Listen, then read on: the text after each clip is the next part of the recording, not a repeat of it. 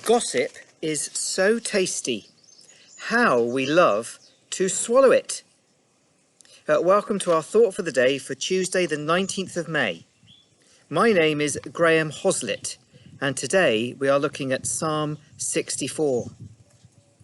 In Psalm 64, verses 1 and 2, "Hear me, O God, as I voice my complaint. Protect my life from the threat of the enemy. Hide me from the conspiracy of the wicked, from that noisy crowd of evildoers." In Psalm 64, we see that David is facing not just a noisy crowd of evildoers, but evil sayers, tale and tall tale tellers. People looking to make trouble for him with their mouths, spinning tales and telling untruths. In verse 3, they sharpen their tongues like swords and aim their words like deadly arrows. The saying, "Sticks and stones may break my bones, but words can never hurt me." Well, it isn't really true, is it? Words have the capacity to wound and hurt far more deeply than sticks and stones. Long after bruises or even breaks have healed, the wounds caused by words can still go on hurting. And in Psalm 64, it's not just one person that has it in for David. This is a concerted, planned, deliberate, determined attack. And not just by one, but by many. Verses 3 to 6, they sharpen their tongues like swords and aim their words like deadly arrows. In verse 5, they encourage each other in evil plans. They talk about hiding their snares. They say, "Who will see them?" They plot injustice and say, "We have devised a perfect plan." Surely the mind and heart of man, says David, are cunning.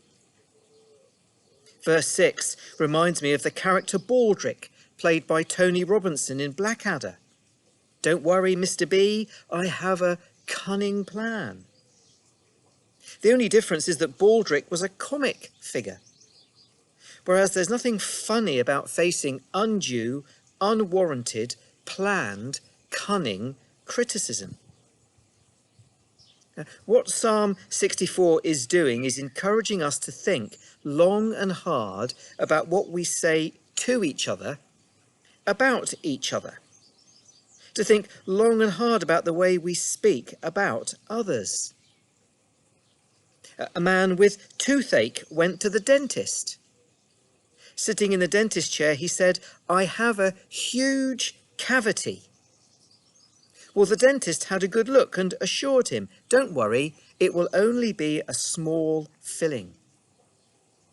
But the man asked, "But why does it feel so large?" Well, the dentist, who was a Christian, replied with a twinkle in his eye, "Well, that's just the natural tendency of the tongue, to exaggerate." It is so easy with our tongues to exaggerate, to embellish.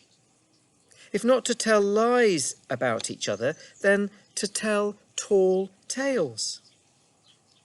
Proverbs 18 verse 8 and 26 verse 22 both say the same thing, the words we started with today. In the Good News version, gossip is so tasty, how we love to swallow it. But talking behind each other's backs, criticizing one to another, is such a foolish thing to do. Because when we talk behind the backs of others, we are still doing it in full view of the Lord. Psalm 139 verse 4 says, "Before a word is on my tongue, you know it completely, O Lord." And Jesus warned us in Matthew 12 verses 36 to 37. Jesus said, "But I tell you that everyone will have to give account on the day of judgment for every careless word they have spoken." Not just every critical word, but every careless word. Jesus said, "For by your words you will be acquitted, and by your words you will be condemned." Think before you speak. In ancient Greece, Socrates, the famous philosopher, was visited by an acquaintance of his. Eager to share some juicy gossip, the story goes, the man asked if Socrates would like to know the story he'd just heard about a friend of theirs. Socrates replied that before the man spoke, he needed to pass the triple filter test. The first filter, Socrates said, is truth. He said, have you made absolutely sure that what you are about to say is true? Well, the man shook his head. No, I actually just heard about it, But Socrates cut him off.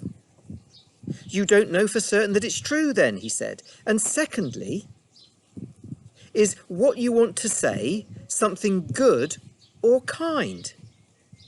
Again, the man shook his head. No, actually, just the opposite. He said, you see... But again, Socrates lifted his hand to stop the man speaking.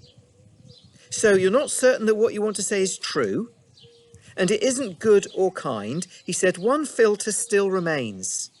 So you may yet still tell me that is the filter of usefulness or necessity. He said, is what you are about to tell me truly useful or absolutely necessary to me? A little defeated, the man replied, well, no, not really. It's just interesting. Well then, Socrates said, turning on his heel, if what you want to say is neither true, nor good, nor kind, nor useful or necessary, then please don't say anything at all. And Socrates left. When thinking of saying anything about anyone else to anyone else, let me first ask myself, why am I wanting to tell it?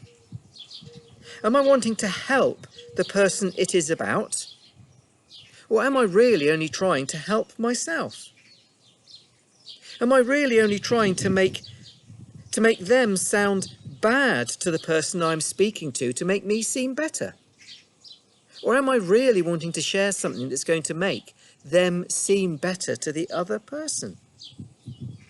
Gossip is so tasty, but not everything that seems tasty is good to share or to swallow. Adam and Eve learnt that in the very beginning.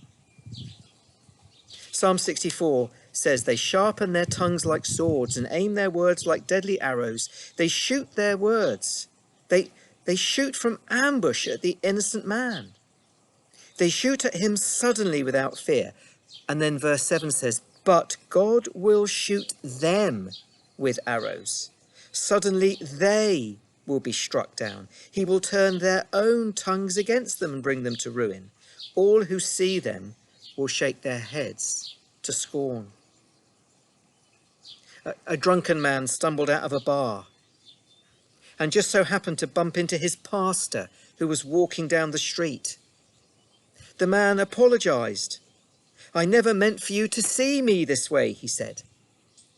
Well, the pastor seized the opportunity and asked the man, why does it matter that I see you when the Lord sees you all the time? Well, the drunken man answered, the thing is, he said, God isn't a blabbermouth like you. Well, if God isn't a blabbermouth, neither should we be.